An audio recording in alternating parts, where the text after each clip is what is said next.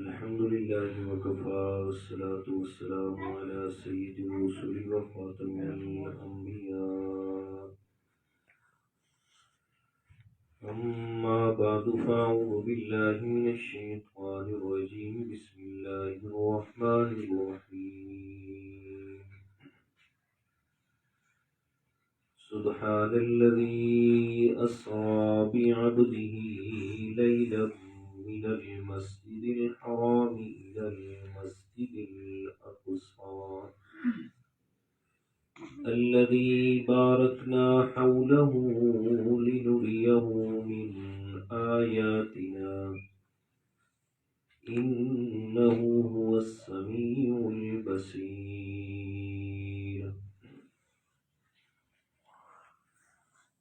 تمام نقائص اور کمزوریوں سے پاک ہے وہ ذات جس نے رات کے ایک حصے میں اپنے بندے کو سیر کروائی مسجد حرام سے بیت المقدس کی طرف، کہ جس جگہ پہ اللہ تعالیٰ نے دینی اور دنیاوی برکات رکھی ہیں، تاکہ دکھلائیں ہم اپنے بندے کو اپنی قدرت کی نشانیاں. بے شک وہی اللہ تعالیٰ سننے والا دیکھنے والا ہے. صدق اللہ العظیم. اللہم صلی علی محمد النبی الأمی وعلى آلہ وأصحابہ وسلم تسلیما. سورہ بنی اسرائیل آیت نمبر 1 ہے.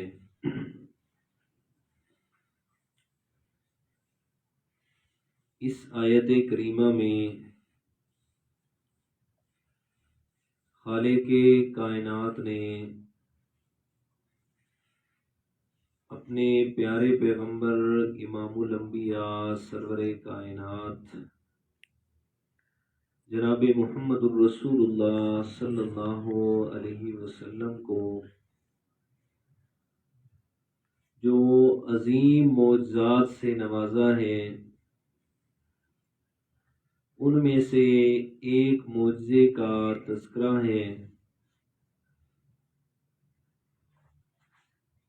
3 دن پہلے سے یہ آیت کریمہ اس کی مختصر تفسیر چل رہی ہے. واقعہ معراج کے متعلق بہت ساری باتیں ان 3 دنوں میں آپ کے سامنے عرض کر چکا ہوں. اس پر ہونے والے اعتراضات، اس کے علاوہ واقعہ معراج کی قدر مختصر کوشش کے ساتھ مگر جامع کچھ باتیں آپ حضرات کے سامنے عرض کر چکا ہوں. کل جو بات ختم کی تھی اس سے آگے ہی چلاتے ہیں کہ لِنُرِيَهُ مِنْ آیاتنا، ہم نے اپنے پیغمبر صلی اللہ علیہ وسلم کو معراج کروایا کہ دکھلائیں ہم آپ کو اپنی قدرت کی نشانیاں.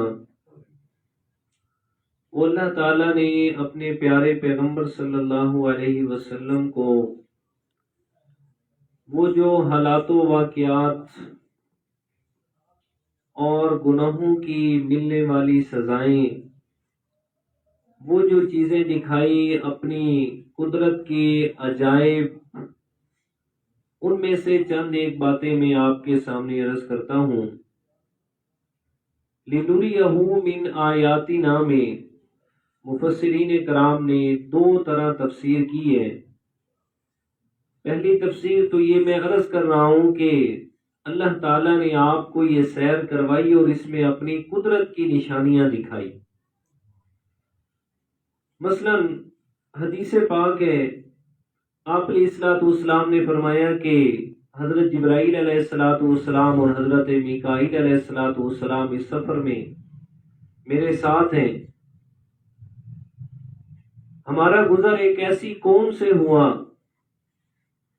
کہ فرشتے ان لوگوں کو دو بڑے بڑے پتھروں کے درمیان ان کے سروں کو کچلا جا رہا ہے اور ان کی عجیب و غریب چیخیں نکل رہی ہیں.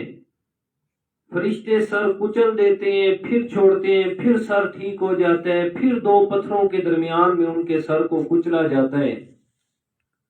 آپ علیہ الصلوۃ والسلام نے فرمایا، حضرت جبرائیل امین سے پوچھا یہ کون لوگ ہیں؟ تو میرے پیارے پیغمبر صلی اللہ علیہ وسلم کو بتلایا گیا کہ یہ وہ لوگ ہیں، فرمایا جو نماز میں سستی کرنے والے تھے، جو نماز میں سستی اور کاہلی کرتے تھے. فرمایا یہ ان لوگوں کی سزا ہونی ہے کہ دو پتھروں کے درمیان ان کے سر کو کچلا جانا ہے. یہ تو قیامت سے پہلے عالم برزخ میں سزا چلے گی، اور قیامت کے بعد پتہ نہیں اللہ تعالیٰ کی طرف سے کتنی سخت سزا انہیں ملے گی. فرمایا ایک قوم پہ میرا گزر ہوا. اب یہ کاہلی، چلے یہ پہلے سمجھ لیں کہ نماز میں سستی اور کاہلی سے کیا مراد ہے. تو اس میں بھی دو باتیں لکھی ہیں. پہلی بات تو یہ ہے کہ نماز کو اتنی بے توجہی سے پڑھنا اور سستی اور اپنے اوپر بوجھ سمجھ کے پڑھنا، اور دوسرا اس میں یہ لکھا ہے کہ سستی کاہلی اس طرح کرنا کہ نماز کا وقت شروع ہوا، جان بوجھ کے بیٹھا رہا، اپنا کام نہیں چھوڑا، جان بوجھ کے سستی کرتا رہا، ابھی تو ٹائم رہتا ہے، ابھی تو ٹائم رہتا ہے، سستی کرتا رہا ایون کہ نماز کا آخری ٹائم ہو گیا، اور پھر دوڑتے دوڑتے آئے اور پھر بس ایسے ہی کچھ پتہ نہیں کیا کہا اور کیا سنا اور بس ایسے ہی پڑھ کے چلے. تو دونوں باتیں مفسرین اکرام نے اس کی تفسیر میں لکھی ہے، محدثین اکرام نے، کہ کاہلی اور سستی سے یہ بات مراد ہے، یا نماز میں پڑھنے کے دوران سستی کرتا ہے، یا پھر جان بوجھ کے سستی کی وجہ سے نماز کو لیٹ کر دیتا ہے. اور میں پھر ہمارا گزر ایک قوم سے ہوا، اور میں دیکھا ان کی حالت کو، اور میں کہ ایک طرف صاف ستھرا گوشت پڑا ہوا ہے، ایک طرف انتہائی بدبودار قسم کا اور غلیظ ترین گوشت پڑا ہے. اور میں کچھ مرد ہیں اور کچھ عورتیں ہیں، صاف ستھرے گوشت کی طرف نہیں جاتے اور غلیظ گوشت کی طرف ان لپک لپک کے دوڑ دوڑ کے جا رہے ہیں. پوچھا یہ کون لوگ ہیں؟ فرمایا یا رسول اللہ یہ وہ بد نصیب مرد اور عورتیں ہیں کہ وہ مرد کہ جو اپنی حلال کی عورت کے ہوتے ہوئے دوسری جگہ جا کے جناب زنا کرتے ہیں اور بدکاری کرتے ہیں، اور وہ عورتیں کہ جو اپنے حلال کا مرد ہوتے ہوئے فرمایا اپنے مرد کی بجائے اور مردوں سے جناب تعلقات بڑھاتی.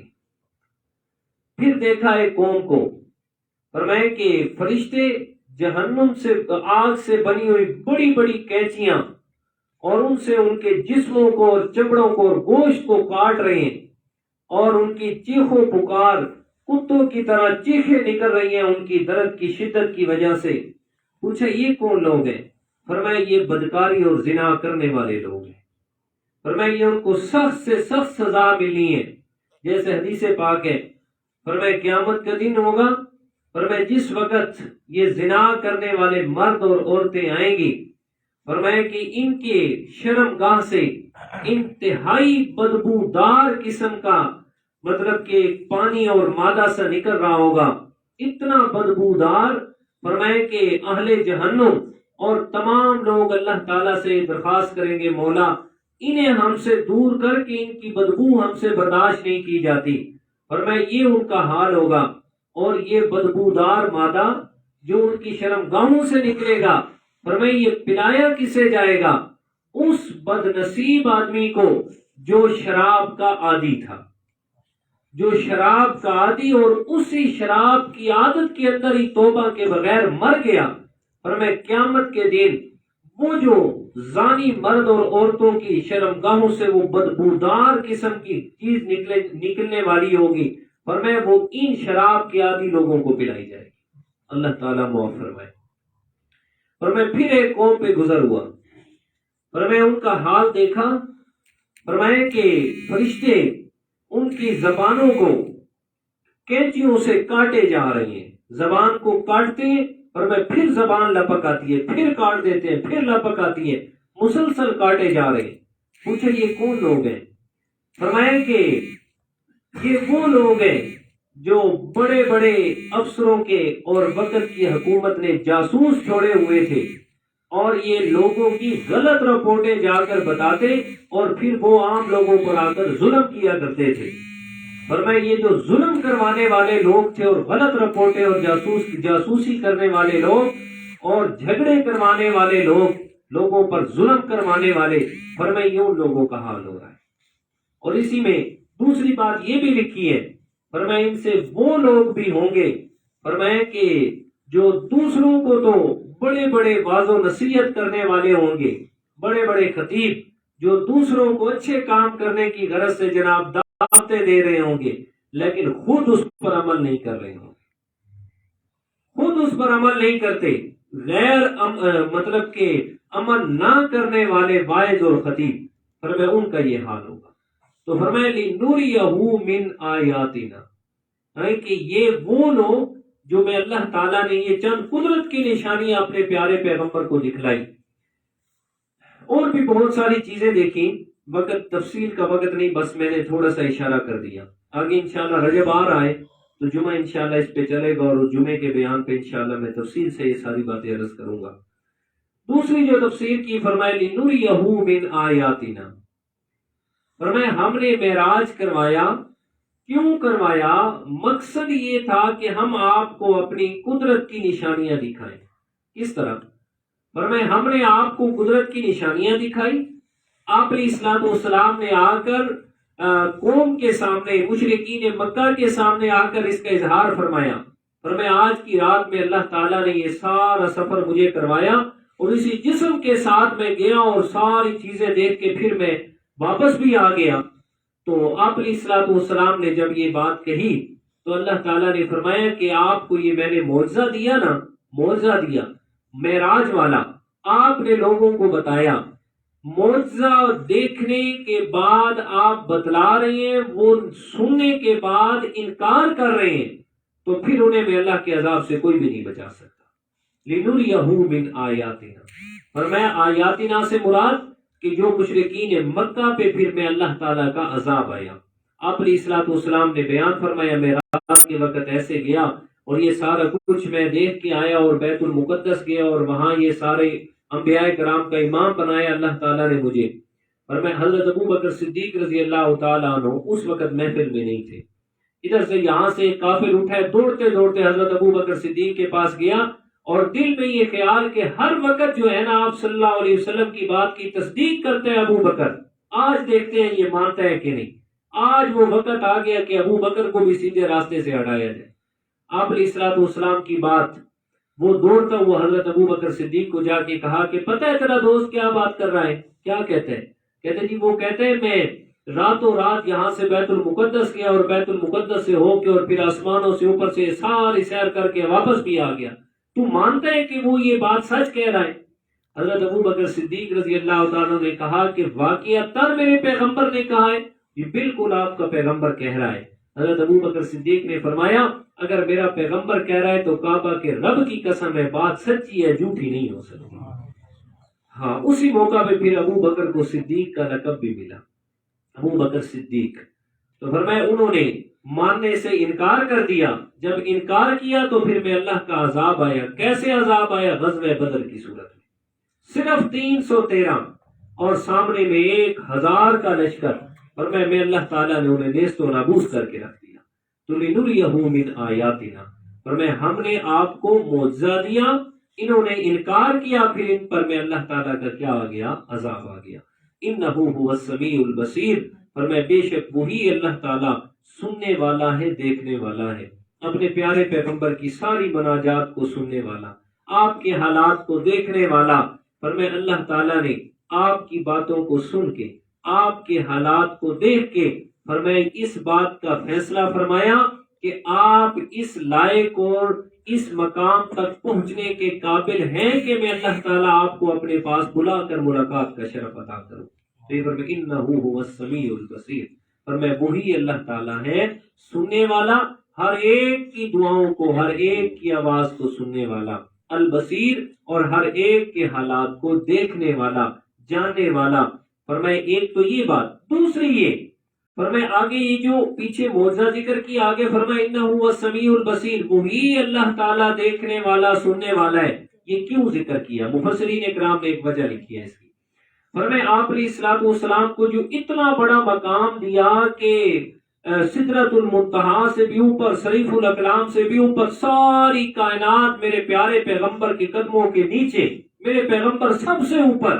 فرمائے مت کسی کے ذہن میں خیال آئے کہ آپ علیہ الصلوۃ والسلام جو اتنے اوپر چلے گئے اور اتنا مقام ملا، کہیں آپ صلی اللہ علیہ وسلم اللہ تعالیٰ کی الوہیت میں تو شریک نہیں ہوں گے؟ اللہ تعالیٰ کے پیغمبر اللہ تعالیٰ کی ذات کے اندر تو شریک نہیں بن گئے؟ اللہ تعالیٰ فرمائے نہیں، انہ هو السمیع البصیر، سارے مقام اپنی جگہ پہ، لیکن میری ذات و صفات میں کوئی بھی شریک نہیں ہوا۔ اللہ تعالیٰ